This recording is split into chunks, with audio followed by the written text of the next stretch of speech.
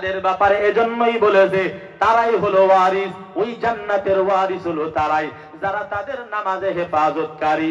এরে আল্লাহর বান্দারা, নামাজের ভিতরে হেফাজত কাকে বলে?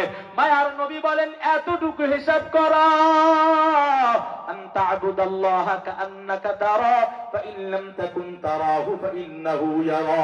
এরে আল্লাহর বান্দারা, ওই নামাজে দাও, আমার আল্লাহকে তুমি দেখো না এতটুকু ফিকির করো মাওলাই আমারে দেখে। এই নিয়ত কইরা যদি নামাজে দাঁড়ায় যাও, ওই নামাজের ভিতর দুনিয়া আসতে পারে না। এজন্য নিয়ত করো নামাজে হেফাজতকারী হব। শেষ নামাজ মনে কইরা নামাজ পড়িও, আমার জীবনের শেষ নামাজ হইতে পারে আমি এই এশার নামাজ পড়ছি, আগামীকাল ফজরে লাশ হয়ে কবরে চলে যাব।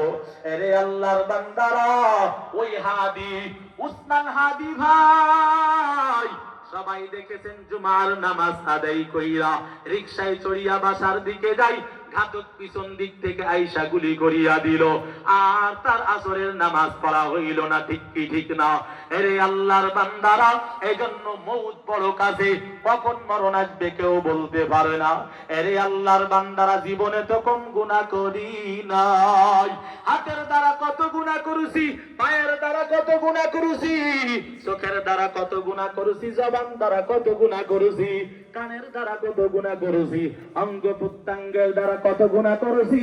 এই গুনাহের হিসাব যদি আল্লাহর দরবারে আমাকে নেওয়ার জন্য দাঁড় করায়, এরে আল্লাহর বান্দারা, হিসাব দিয়া জান্নাত পাওয়া বড় কঠিন হয়ে যাবে। এজন্য যত গুনাহ করেছি চক্ষু দুইটা বন্ধ করে দেন, গুনাহের কথা একটু স্মরণ করেন। এরে আল্লাহর বান্দিরা, ও যুবক, চোখ দুইটা বন্ধ করে দাও,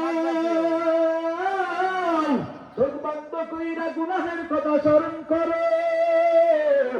এই গুনাহের হিসাব যদি আল্লাহ নাই, জাহান্নাম ছাড়া উপায় হবে না। এ আল্লাহর বান্দারা, ওই কবরে আগুন কিন্তু আমার আপনার গুনাহের কারণে জ্বলিয়ে আছে। এ আল্লাহর বান্দারা, দুনিয়ার ঘরে আগুন লাগলে বাবা দৌড়াই, মা দৌড়াই, পাড়া পড়শি দৌড়াই, বন্ধু